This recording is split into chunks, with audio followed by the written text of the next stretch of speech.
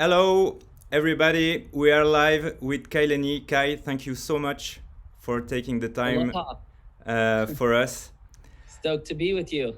Thanks a lot. Thanks a lot. Where are you exactly? I'm home on Maui. Great. So the other side of the world from you. Yeah, we are in the future. Exactly. Kai, I've got a first question for you. Have you ever heard of the Projet foilidaire? Have heard about it, yes. Really? Yeah, just through yourself and a few people that know you as well. Okay. I thought it was really great. So the project is starting to get a bit worldwide, and that's a great thing. Kai, the first question that I have for you is, is it jumping? Lost you. Oh shit. Putain. You there? Yeah. Yes. Okay, I can see you now. Great. How do you describe yourself? Oh no. Oh shit. Still jumping? A little bit, but tell me what you were gonna say again. How do you describe yourself? Oh, for me, I guess I describe myself as someone who just wants to go on the water and have fun and ride waves. Riding waves are the most important thing for me.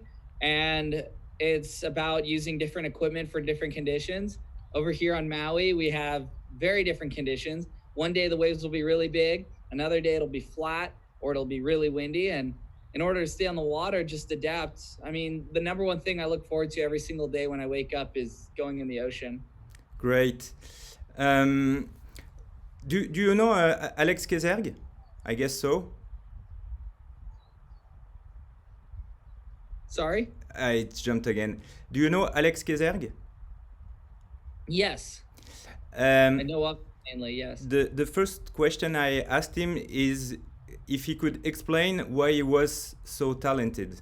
Could you do the same for us? What's the part of the work you put in it and the part that comes from I don't know, a natural gift? I don't know. I've never felt like I was maybe the most talented. I think my talent lies in kind of like really understanding eventually how to do something, breaking it down into smaller pieces and then doing it. I don't necessarily feel like I can just go out there and I do it first try. It takes a while, which is fine. So I would say determination as well is maybe a talent, but I think everyone has that. I don't think I have anything that much more special than someone else, except for I've been doing it for a very, very long time. And it's something that I'm so used to like doing and knowing how to learn a new sport, you know, because I've been able to go through so many sports. I've learned how to learn, if that makes sense. I've got a question in the comments is, can you give us your definition of waterman? To me, the definition of a waterman, waterwoman is someone who's able to do everything on the water, from ride the wind, ride giant waves, ride small waves, and even dive below the surface, experience the ocean in both dynamics, and be just really comfortable. And on top of that all, I think being at the pinnacle of each sport, in each discipline within surfing, being in the water is very important. I think it's rare that someone's truly a full-fledged waterman. I think the term is used very loosely. And even for myself, I don't feel like I'm as complete of a waterman as I could be. And that's what I'm working towards every single day. Okay, so, and where is your obvious progression then? I mean, for me, it's like getting better in each sport. It's trying to be the best I possibly can. And I always have small goals that I'm chasing after every time I go on the water for a sport. And at the same time, it's also just being really, really comfortable in the ocean, because sometimes you are very comfortable and other times you're not.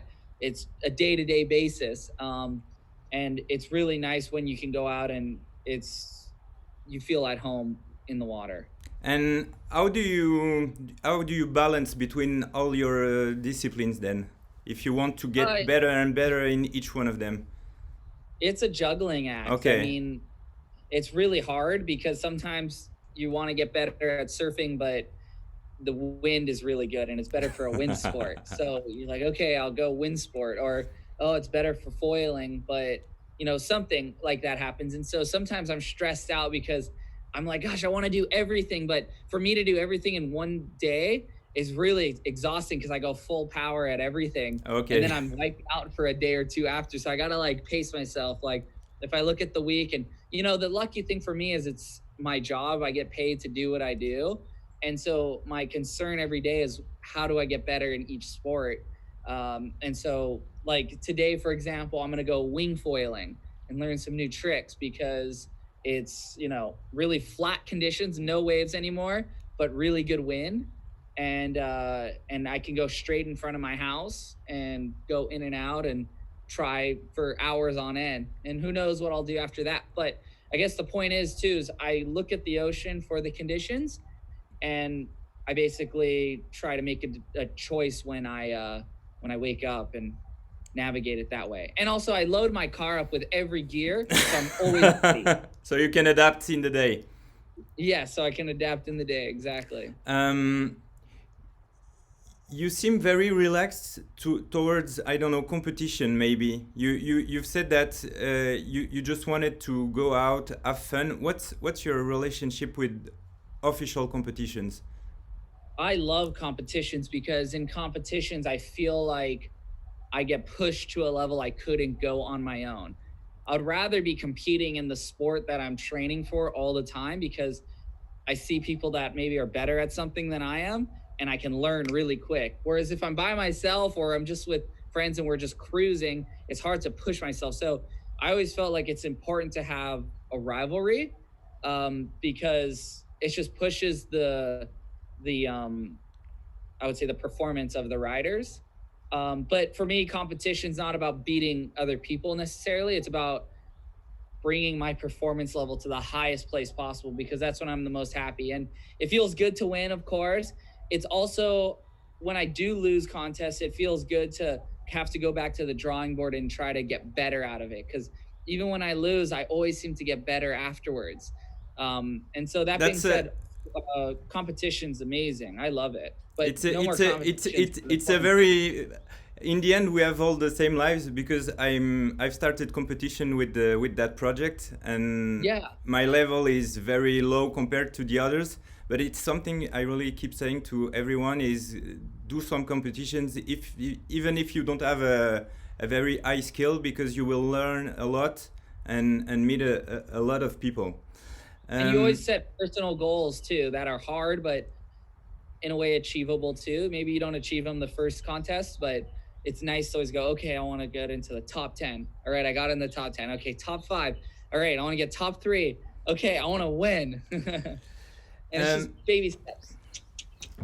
Kai, are there a lot of things that you had to put on the side to have the life you have now? Yeah, absolutely. There's sacrifices in anything we do, right? For me, I guess growing up, as I dedicated a lot of my time in the water, and I wasn't hanging out with like as many friends as I'd have liked to in hindsight. But I would say in the long run, I'm where I would want to be no matter what. You know, when you're a kid, you want to hang out with your friends, you want to go to the parties, or you want to, just cruise. But I always had a really specific goal in mind, which was be the best I could possibly be in every sport. And so I would go to bed early. I would really work hard training, and I had my sights set, and nothing's changed really. I think it's who I am. I've known you. I've gotten to know you through a very specific thing that you did. It's when you've gone in the water with a 5-meter carrot on your back. Yes. What was that? So I don't know if you remember the name Lou Wayman, one of the first amazing kiteboarders in the world. Icon here in Hawaii because of his performance tricks.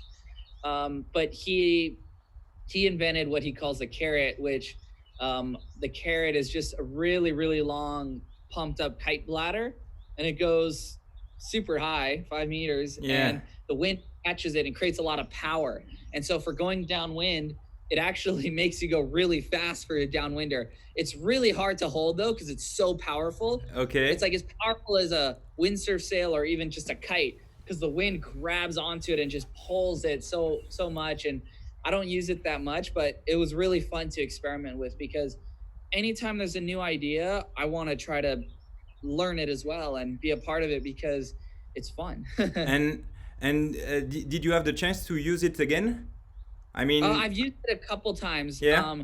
One video that I posted was just one of those times, and Okay. I haven't used it recently because we just came off of a lot of surf. But now that in Hawaii we're coming into the summer months, I'm gonna start playing with a lot of these other toys because it's what we call downwind season.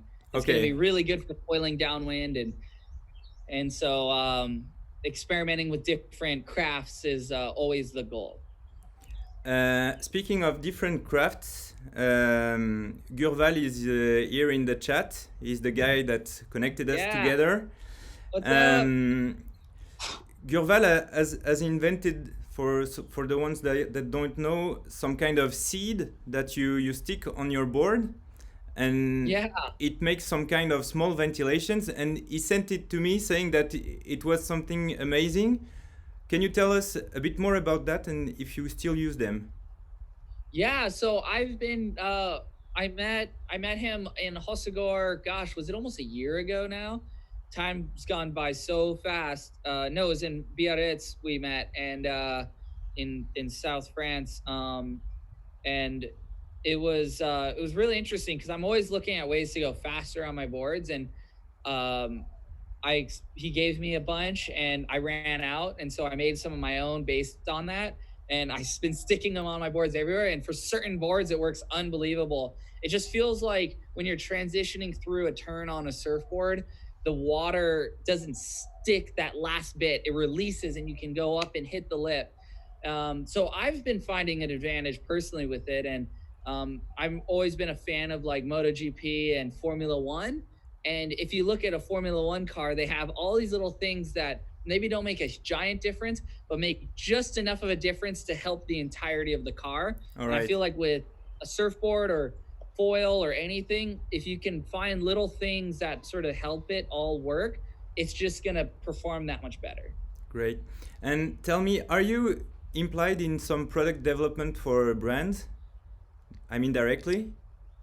In terms of like Of, my of boards or yeah, some foil. things like that. Oh yeah, well I've been working. I work a lot with on the board side of things. I work with many shapers around the world, but I've been mainly working with Keith Tabul from Quattro. They're based here on Maui, and they're a worldwide windsurfing brand, surf brand. They also make stand-up paddle boards, foil boards, kite boards. They make all my big wave boards from the tow-in boards to the paddling gun. So as a shaper, Keith Tabul is one of the most talented shapers I've ever come across because he literally can shape anything. But it's not the fact that he can shape anything. He can make me equipment that's the top level. So it's been fun working with him. And with foils, I've been working a lot with the Hydrofoil Company, which is a brand that's based here on Maui. And they design the foils for Maui Fin Company, the MFC. And still, they're my favorite surfing foils. They just feel like it's close to riding a normal surfboard, but in the air. So I've really been enjoying working with them on development. I'm working with Mink Systems, which is small diffusers that go on the tail of the board. Similar concept to what Gravel's created with the spid on the bottom of the board. And so really fortunate to be working with all these brands and in all these different sports from kiteboarding to windsurfing.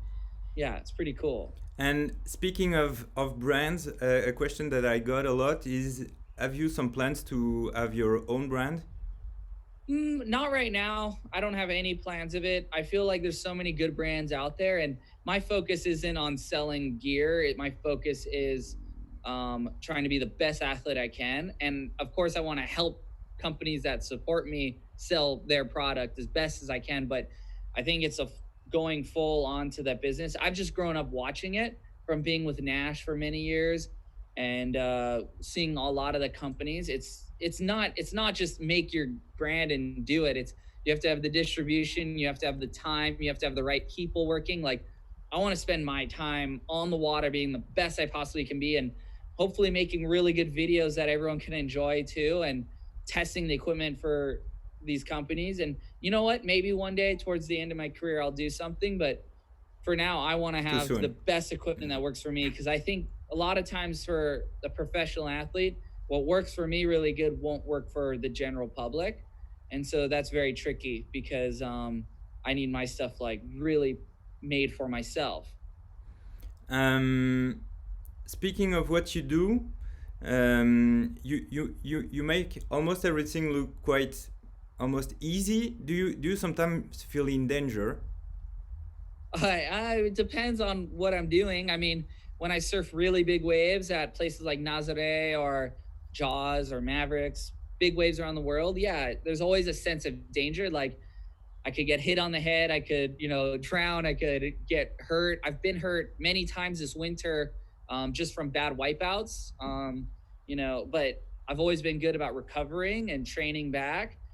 But I mean, gosh, I'm scared trying new maneuvers with all the sports that I do. Like just the other day, working on my new wing tricks, I was getting slammed because I was trying stuff I had never tried before, and it takes time to sort of figure it out because it's such a new sport. And there's that scary part of being out of control, and you always want to feel like you're in control, but sometimes it's the most fun when you feel out of control. And do you have the sensation of being limited by the wave power? I mean, Yeah, I mean, what, if what I where is have you reached a point where for you everything is surfable? right now everything feels pretty surfable. I mean, in big waves, there's still waves that I could be paddling into that I haven't yet. You can always paddle into a bigger wave, I'm sure. But that being said, my comfort level in big waves has gone up because I spend so much time in big waves. That being said, I wish there was more big waves because I would get more comfortable if I could surf big waves every day. But it's not every day I get to surf big waves. And, the chances are with the pandemic and the quarantine and not being able to travel for very long, we're going into summer months here in Hawaii. I won't surf a giant wave for maybe 5 months or 6 months. And as a big wave surfer, you're not a big wave surfer if there's no big waves. So I'm going to put my time into energy into sports that'll help me when I get back to surfing big waves. But, there's always going to be, as soon as you think there isn't a limit to reach, there's always another one. You can always fly higher. You can always get a bigger barrel. You can always ride a bigger wave. I don't think you can master any water sport because there's always something and someone that's going to be pushing it. All right. And that's what's exciting. It's always the drive to go in the water. It's never like you've completed the game.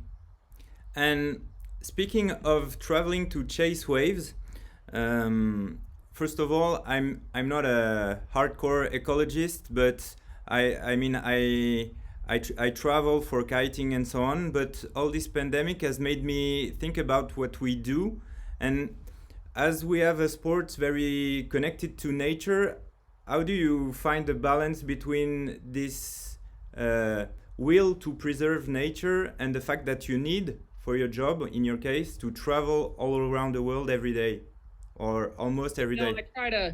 I try to leave each place I travel to better than how I left it, whether it's working with like kind of the local community at a place to, bring awareness to trash in the water, for example, or just even preserving the reef. It's a little bit goes a long way. And a lot of places that I travel to, they're just not aware of how fragile the ecosystem is. And what I've discovered while traveling, especially to islands around the world, is how fast nature can bounce back if it's given a chance. You can continue to suppress it, but as soon as you give it a chance, it'll come back really quick. And here in Hawaii, because we have certain rules now about the reefs and stuff, and how you're not allowed to use certain types of sunscreen since it bleaches the reefs, the reefs are all coming back really strong, and the reefs are as healthy as they've been in the last, I would say, 50, 60 years. They could still be more healthy, of course, but the thing is we're heavily affected by small plastic pollution that doesn't even come from Hawaii. It actually comes from places like Asia, North America, South America, a lot of third world countries that don't understand what it means to throw trash in the ocean. And so I think it's an advantage to be traveling right now, and just to be trying to bring awareness to that. And by going to these places, it does help the local communities come out of that third world mentality, because more people travel there and they got to kind of get up with the times. But I mean, that being said, there's always more we can do. And I was more thinking about plane traveling. I mean, should I'm thinking right now that maybe I should travel less with plane and start maybe kiting in places in France that I've never discovered, and maybe. But on your case, I mean, when there is big waves in Portugal, you need to go there. And so, what's your relation with that? Well, I mean, it is what it is, you know. In order for me to have a job and to survive, I have to travel, and there's definitely ways to basically counterbalance air travel, you know, like, and it's not, there's no easy way to get to Europe from here in Hawaii. Whether I took a steamship or a freaking sailboat, it's going to have a carbon impact. And I think it's important, though, to remember, and not to defend pollution at all, but, you know, CO2 is actually a element that plants, the reason why our earth is so green is because of CO2. That's what they breathe as we breathe oxygen. So what I do here in Maui, in Hawaii, is even by planting trees, that is a way to offset my own carbon footprint. I mean, that being said, there is no easy answer to your question. Of course. I'm gonna keep traveling for sure. And I hope that one day, you know, planes, and they are getting much more fuel efficient in many ways, but it's the world we live in. Yeah. I mean, that sweatshirt you're wearing probably didn't come from France necessarily, you know, so it had to go on something that traveled. And it goes deeper than just our personal travel. But like I said, it's really a global thing. I think it would be silly for us to not do anything. Yeah. To quit exploring because of fear of an impact. I think we have to think outside the box. I mean, like, how can we do it better? How can we develop technologies? And I'm not necessarily in a place to develop the technologies, but if I could have some sort of influence on someone who can, amazing. Great. And you know, like here in Hawaii, we have the sun, we have the power, like we have the wind and everything, but most of our energy is drawn off of fossil fuels and coal. Like, it's not necessarily clean, but it's the only way to support the amount of people here on this island. So it's a hard solution for us islanders in the world, because we're stuck in the Pacific Ocean, and it just is what it is. Yeah. There's not enough power from the sun and the wind yet with the technologies we have. So that's it. Thanks a lot. We're going to switch to the questions and answers. So if you have some more in the comments, please ask your questions. Do you know Théo de Ramcourt? No, I don't. He's a French race foiler. He's in the top of foil racing globally. Should meet him. Yeah. Very nice guy. And I'm looking him up after this. And he wanted to know why the partnership with Nesh came to an end, because it was a brand that covered a lot of sports and seemed to be perfect for you. Oh, well, you know, it kind of came back down to having freedom. Nash is an amazing brand. They make amazing production equipment. I wasn't able to get equipment that was suiting my needs across all the sports I do. You know, it's really important that I have gear specifically made for me. in big waves, especially because there's so much on the line. Your life can be on the line. But at the very same time, it's just about having freedom as being my own athlete and being able to try equipment and learn. Still, I don't have necessarily one sponsor in any of the sports. I'm able to work with companies. And the nice thing is through that experimentation, I'm able to get on the best equipment I possibly can. And Nash is an amazing brand. They've been amazing forever, and I'm sure they'll continue to be amazing. But it was like moving out of your parents' house. It was just sort of felt like it was inevitable. A related question is how many boards do you own? We saw a video from you of your garage yesterday, I think. Can you count them? Yeah, so I have in that boardroom alone, I have a bunch of board storage all over the island. In that boardroom alone, I have 107 boards. And I would say my spare boardroom. See, what happens is I have my garage with the equipment I use per season. So of course I keep some of the boards for all year round, but come in the summer months, I swap out boards for the small waves, for the wind conditions. I bring more of that in. And so things are constantly switching.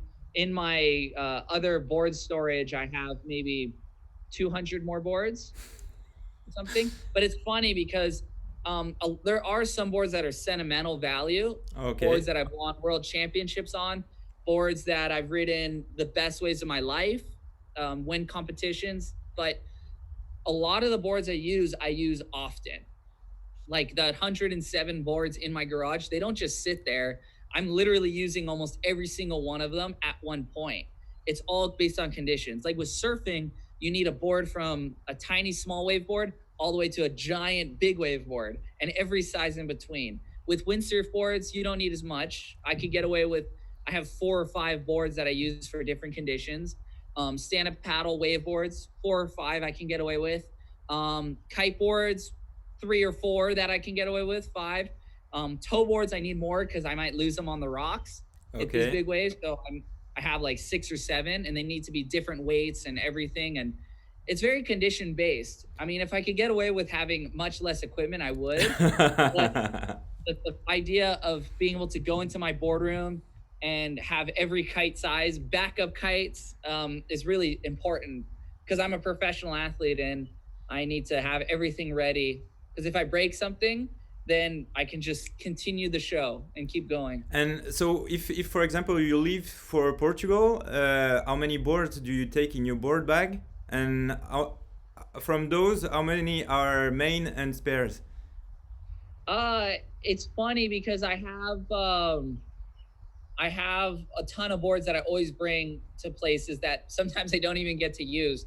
For example, if I'm going to a place like Nazaré, I know in Portugal, the surf is incredible and the wind is good. So I'm thinking, all right, I'm going there to ride big waves. On a basic level, I'll need 3 tow boards. I'll need maybe 2 big wave guns and a couple wetsuits, and I could get away with it. But what if it's good foiling? Okay, I need to bring big wave foil. But what if it's small waves? Okay, I need to bring a small wave foil. I usually put those in my suitcase. Then I'm like, well, what if it's windy? Okay, I'll bring 1 kite. I'll bring like a 7-meter kite. I can get away with almost all the conditions on a 7. And then it's like, well, maybe there's time to go windsurfing. Okay, 1 set of windsurf gear with 2 sails. All right, that's a lot of equipment already. Okay, I'm going down to Ericeira, Peniche, and I need to go shortboarding. I need like 4 shortboards. So I'll sometimes travel with 6 board bags. But you know what my saying is, like, if you're bringing 1 board bag, why not bring 2? And then, gosh, 3 board bags, you might as well bring 5. And it's my job, so yeah, it's an expense for me. It gets expensive traveling with boards, but it's always worth it because I get the good content, but I also have fun, which is the most important part. Can you tell us what your next big challenge is? I mean, a major goal. I can't tell you what my next big challenge is because do you have one? Keep it a secret till I do it. Oh yeah, are okay. you kidding me? I have like 5 I'm like working towards. No, what I can say is there's always a big challenge. I don't like talking about them usually until I do them, because I found in the past that when I talk about them, it's not that other people do them, but it's that it almost takes away kind of my focus on it. Like if I don't talk about it, I can achieve it. But let's put it this way. A couple of my goals involve certain things on really big waves. But then this summer I have a goal that requires a foil, and I'm going to be making a short film out of it. So great. I hope to share with you guys and the rest of the world when it's done. I guess one thing I can talk about, like that I'm already doing, but I want to continue doing, is big tricks and big waves. So doing backflips and 360s on giant waves is my ultimate goal. And I'm using kite surfing and my other sports to learn tricks that I can apply to riding really big waves. And so that's what I'll be doing this summer, is trying to learn tricks for the biggest waves in the world come October. We are on a kite surfing channel here. What's your relation to kite surfing? Kite surfing is one of my favorite sports in the world. It's helped me a lot with every sport I do, especially in big waves, because I get comfortable jumping really high in the air. And it's helped my surfing a lot because I can go without straps and I can learn tricks before surfing on waves. But kite surfing's fun. I mean, for example, the other day, Jesse Richmond, the king of the air, and I are good friends, and we went out to Ho'okipa, and I went on a foil and I put a line on the back of his harness, and he was towing me into waves. And what we were doing is I would foil the wave, and then he was kiting and he would wave ride around me, and we'd do crossovers. And then I'd kick out and I'd grab the line and he'd tow me back out. And we did it for like 3 hours, and I'm making a video of it right now, so that'll be up soon as well. But that was really fun. I love kiting with guys like Jesse and Kahi de boites, Rio Stevens, guys that really push the limit a lot and who are based here in Hawaii. There's many others as well, but I mean, kiting is so fun because you can instantly scare yourself if you want. You can always jump higher. You can always do a bigger kite loop. You can always go faster on a wave. My preference with kiting is usually just wave riding, and because I love riding waves the best. But in a perfect world, I ride big closing out Ho'okipa, where I boost, giant going out, and then I ride the waves coming in. That's my favorite. Okay. Freestyle though, I'd like to learn more freestyle tricks so I can do them in the waves. That would be amazing. If you had to choose among all your sports, is there one that you could name that you would keep with and be able to live without the other ones? You can say no. I mean, it's hard to say because it'd be like cutting off a finger, right? Yeah. Can you imagine living in Maui and you have the best conditions in the world for, like, let's say kite surfing, but you can't go kite surfing? You'd be pulling your hair out. Like, no. But the problem is with the wind sports here is, come the winter time, it's not windy every day. It might not be windy for a month, but the surf will be really good. So if I chose a wind sport like kiting or windsurfing, and I, couldn't do a surf sport, then I would be lost. I'd be so bummed. So, I mean, it's impossible to say. I just like them all. I consider myself sort of like someone who has a tool chest. And when you open the tool chest, you have, you have your hammer, you have your saw, you have your ruler, you have your pen, you have all these different tools. One can't do all of the jobs, but a number of them can. So that's my position.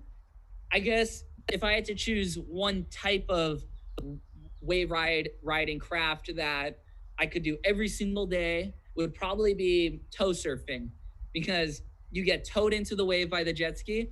And the point is you have a board with foot straps, and it takes all the elements of kiteboarding, windsurfing, stand-up paddling, everything to ride a big wave comes from all these sports.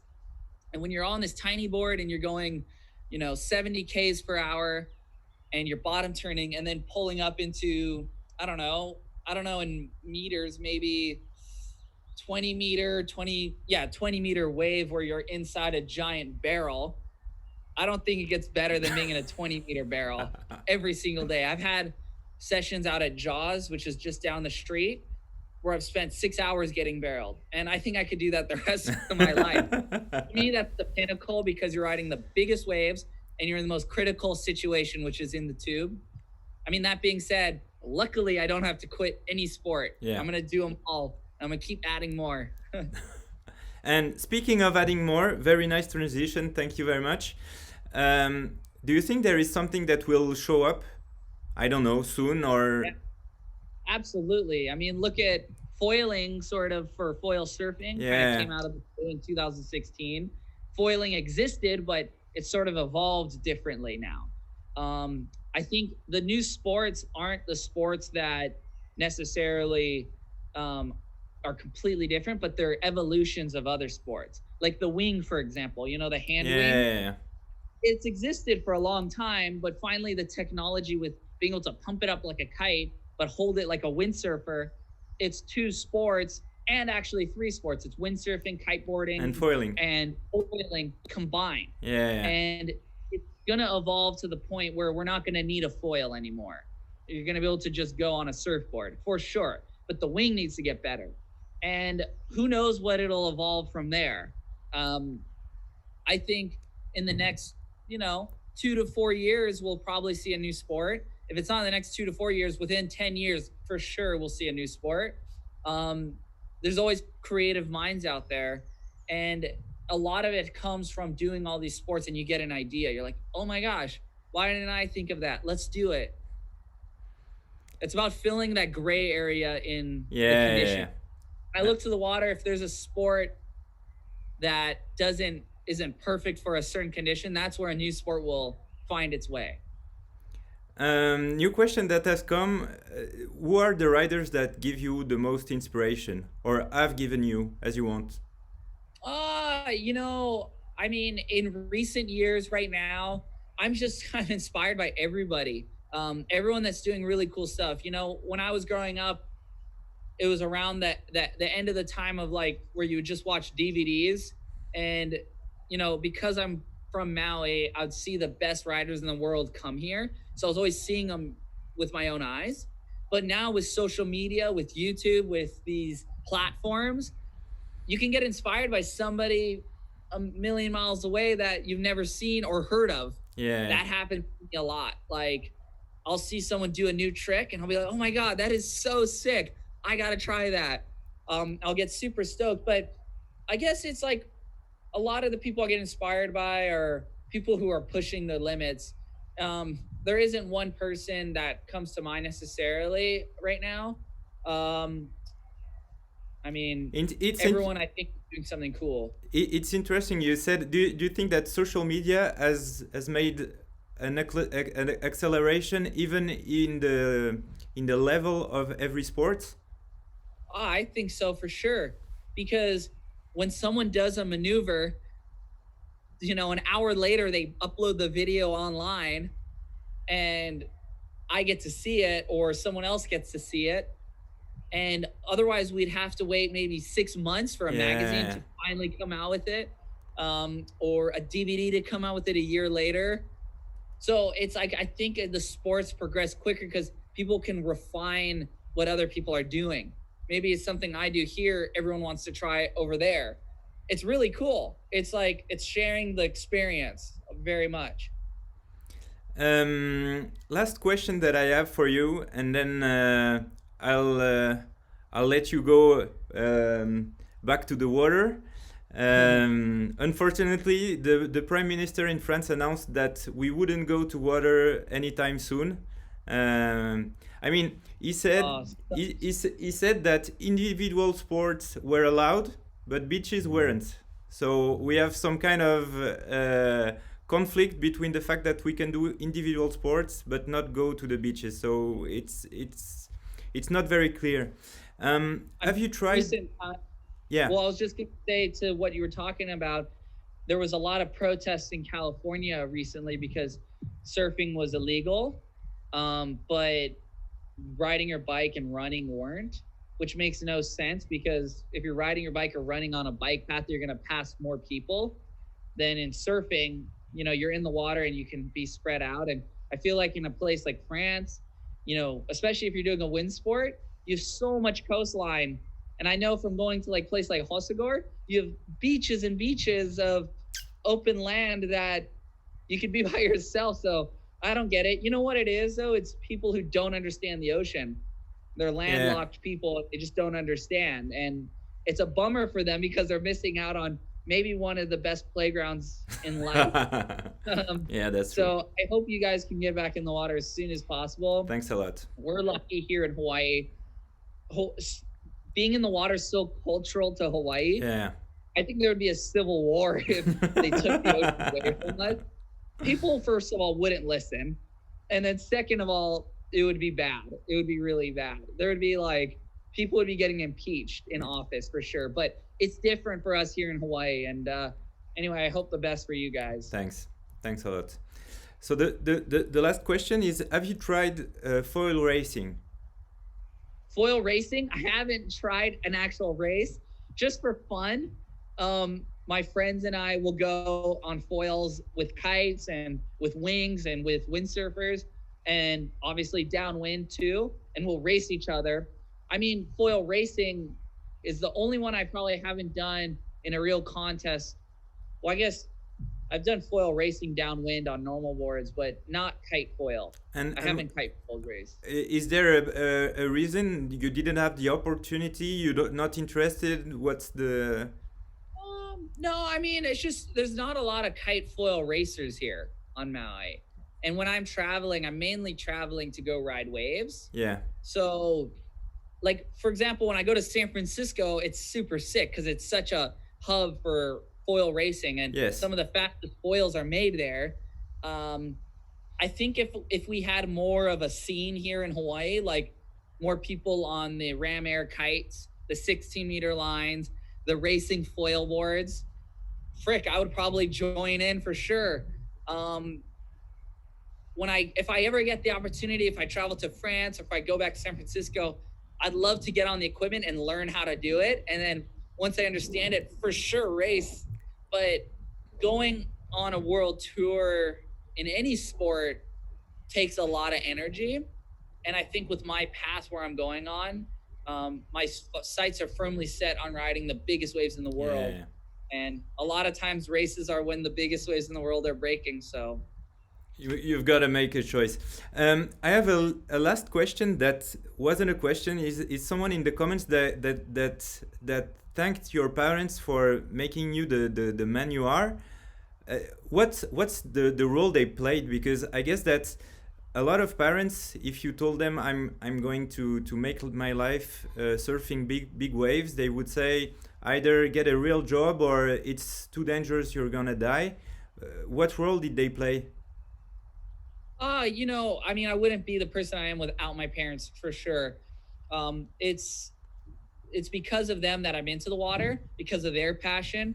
I mean, when I was growing up, they were surfing a lot and they were windsurfing a lot.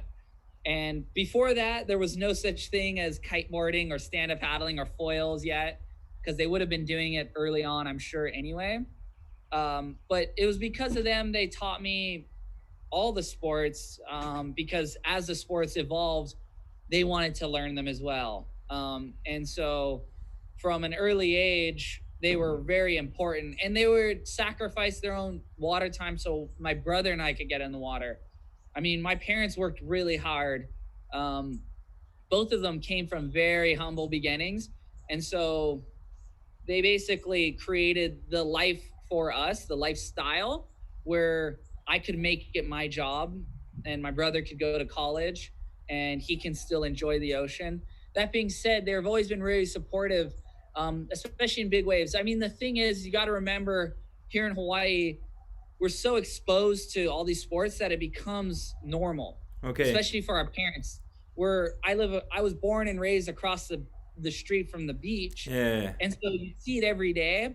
And when the big waves would come in, it was just normal. It would be like a snow day in France. Like, oh, it's snowing. Let's go. Waves are giant. And it's sort of a progression from when you start on a really small wave and you work all the way up to a really, really big wave.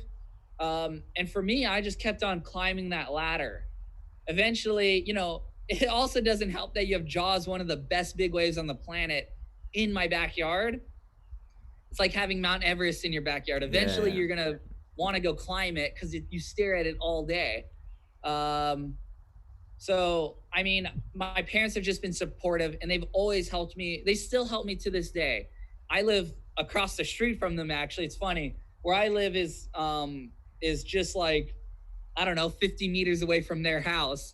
Okay. And my brother lives another 50 meters to my left. He's just right over there. And so we have this triangle. And fortunately, my family, we've stayed very tight. Yeah. We have a good bond. And I know it's not the same for a lot of people, and I hope that they can create that with their own families one day. But no, I wouldn't be who I am without my parents, regardless. I think they're the real heroes in my life, for sure. Wow.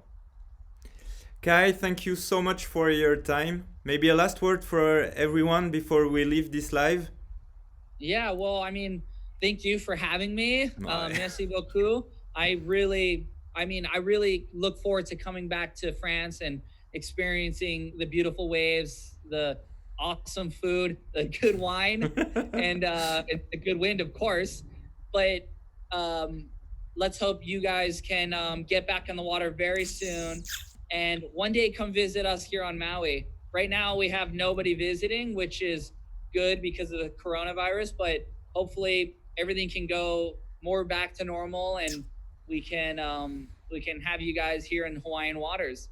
So stay strong, and I'll try my best to catch waves and catch air for you here. Thanks a lot, Kai.